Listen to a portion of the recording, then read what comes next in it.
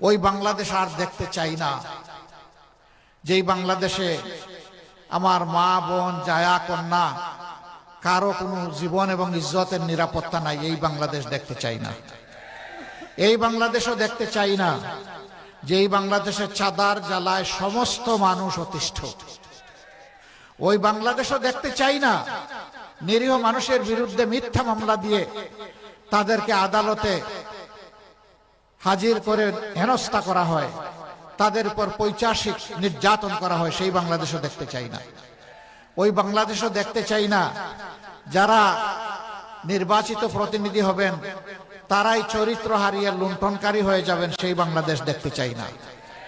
আমাদের অঙ্গীকার স্পষ্ট, আমাদের যারা নির্বাচিত হবেন আল্লাহ তাআলার মেহেরবানিতে এবং আপনাদের দোয়া ভালোবাসা বুঝে তারা প্রতি বছর একবার জনগণের সামনে তাদের আয় ব্যয়ের হিসাব প্রকাশ করতে বাধ্য হবেন।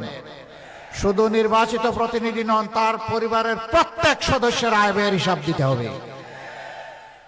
তিনি জনগণের সম্পদে হাত দিয়েছেন কিনা তা জানার অধিকার এই জনগণের অবশ্যই আছে।